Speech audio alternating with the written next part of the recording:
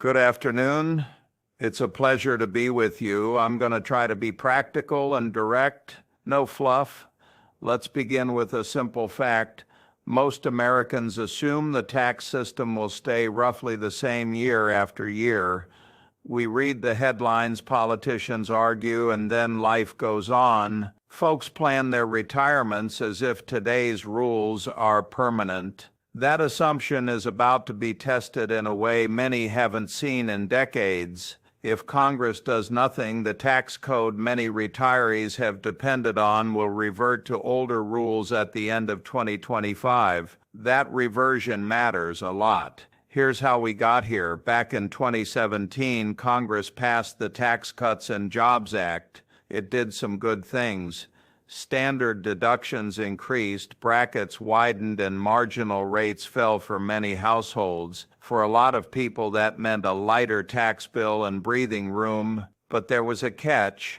The lower rates and larger deductions were written with an expiration date, December 31, 2025. After that date, unless lawmakers act, the rates and rules simply fall back to what they were before. In short, the clock is visible on the calendar. I should also add that these design choices were political. Temporary provisions are easier to pass. That's why sunsets are popular in legislation. They make bills sellable. But sunsets also create uncertainty for long-term planning. You might say, Warren, haven't taxes always gone up and down? Isn't this just politics? Yes, taxes move, but what's coming isn't a small tweak. It's a reset written for a very different economic environment. And the people who will feel it most are not giant corporations or the ultra-rich. It's retirees on fixed incomes, the people who saved diligently, invested patiently, and trusted that their planning would be sufficient. Suddenly, the arithmetic of retirement changes. Small shifts in marginal rates and the loss of large standard deductions can translate into real lifestyle differences.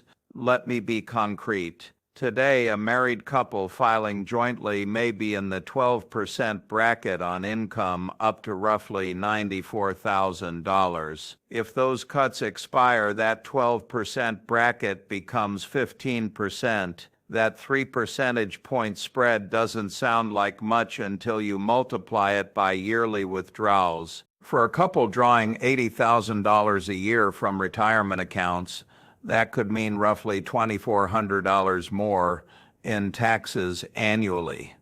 Money that could have gone to health care, to travel, or simply to keeping pace with inflation. Over a decade, that adds up. But the real danger is psychological. People plan their retirements based on after-tax cash flow they're used to. When taxes rise unexpectedly, many compensate by pulling more from savings, which pushes them into even higher brackets. It's a domino effect I call the retirement squeeze. You pay more tax to get the same lifestyle, you take more risk chasing returns, and you become vulnerable to market downturns you can't afford to ride out. Awareness and timing become more important than raw returns in that environment. Watch two pressure points closely. First, Social Security taxation. If your income crosses certain thresholds, up to 85% of your benefits can be taxable. Those thresholds don't automatically rise with bracket changes, so a higher bracket can mean more of your benefit is taxed even if your lifestyle hasn't changed. That's a stealth hit most people miss. Second, required minimum distributions, RMDs. These start at age 73 and are based on life expectancy tables. When tax rates rise, RMDs don't shrink. You just owe more on the same required withdrawals. For someone with $1 million traditional IRA, that can mean thousands extra in tax every year unless you plan around it. So what do? The short answer, act now. Tax planning isn't about guessing politics. It's about arithmetic and timing. You can't make Congress act, but you can control when and how your money is taxed. The earlier you begin, the more options you keep open, and small, sensible actions can make a big difference over time. Let's talk Roth conversions. A common misperception is that Roth conversions are only for the wealthy. Not true. Taxes compound like interest. If you can convert money taxed at 22% today to avoid being taxed at 28% later, you've earned a guaranteed risk-free return equal to the rate difference. Let me be specific. Suppose you're in the 22% bracket. You could convert an amount that brings you to the top of that bracket, pay tax at 22% now, and let that converted amount grow tax-free forever. If rates increase 3 points later, that money avoids the higher rate entirely. Over decades, avoiding a few percentage points of tax on compounding balances is enormous. Now, I won't pretend it's simple accounting. You do have to consider Medicare surcharges, state taxes, and timing of Social Security. But the arithmetic is straightforward. Paying tax at a lower rate now to avoid a higher rate later is often a wise trade. Spread conversions across 2024 and 2025 and you smooth the impact and lock in relatively low rates. Once the law resets, conversions cost more. That's why time matters. Think in buckets: taxable, tax-deferred, and tax-free. Taxable accounts, brokerage, savings are flexible because you can control the timing of gains. Tax-deferred accounts give a deduction now and a tax bill later. Roth accounts are tax-free on withdrawal. If you rebalance between these buckets in low-income years, you preserve control later. Imagine your annual expenses are $70,000. Instead of taking it all from a traditional IRA, take a blend, some from the IRA, some from taxable accounts, and a bit from a Roth. Because Roth withdrawals don't increase your adjusted gross income, your Social Security might stay less taxable and your Medicare surcharges may remain lower. That's flexibility, and flexibility is valuable when rules change. One practical technique: schedule modest conversions every year rather than doing one big conversion. That avoids bracket creep and spreads the tax bill. Discipline beats cleverness almost every time. If you give to charity, use qualified charitable distributions, QCDs. If you're over 70, you can send up to $100,000 directly from your IRA to a qualified charity and count it toward your RMD without including it in taxable income. That lowers adjusted gross income, may keep more Social Security untaxed, and can reduce Medicare surcharges. In short, give, do good, and reduce your tax bill. That's not a bad outcome. Tax loss harvesting is another simple tool. Sell investments that have declined to offset gains elsewhere. You can use losses to cancel capital gains and even reduce ordinary income up to $3,000 a year. Be mindful of wash sale rules if you buy back similar exposure. In practice, harvesting losses in volatile years creates room to maneuver in future years when you might otherwise need taxable income. Remember Medicare IRMA, the income-related monthly adjustment amounts. Medicare uses your modified adjusted gross income from 2 years earlier to set premiums. So if your income increases in 2026, your Medicare Part B and Part D premiums could rise in 2028. That's another delayed consequence of taking too much taxable income at the wrong time. Plan for those lags. On estate planning, the exemption is expected to drop significantly if the cuts expire, from roughly $13.6 million per person to about $5.5 million in today's dollars. You might think that still seems high, but rising home values and small business valuations mean more families could cross that line than you might expect. If you're near those thresholds, consider strategies to lock in today's higher exemptions: spousal lifetime access trusts, lifetime gifting, and other proven techniques. The goal is not to avoid taxes unfairly, it's to preserve family businesses and homes for heirs without forcing sales to cover taxes. Let me give you a concrete story. A couple from Nebraska, retired teachers, came in worried they'd have to sell a small rental property to pay rising taxes. On paper, they had about $900,000 in retirement accounts and about $50,000 a year from pensions and Social Security. Their withdrawals from traditional IRAs pushed their adjusted gross income over the threshold that made Social Security taxable. They were creating a tax snowball unintentionally. We changed their withdrawal order. They used taxable brokerage assets first, selling just enough each year to stay within the 0% capital gains bracket, and then performed partial Roth conversions over 2024 and 2025 that were small enough not to jump brackets, but large enough to move meaningful sums to Roths. By 2026, more than a third of their retirement savings was in Roth accounts. Their future RMDs dropped, Social Security taxation eased, and they never had to sell the rental. It's not glamour, it's sensible positioning. Charlie Munger used to say that most of life is showing up and doing the simple things correctly. Tax planning is the same. How much to convert? A practical rule: convert just enough to fill your current tax bracket, not spill into the next. If you're in the 22% bracket, convert up to its top, but stop there. Do this year after year as needed. That way you minimize the tax paid in any one year while moving money into tax-free territory. If you wait until rates are higher, that same conversion is costlier and less efficient.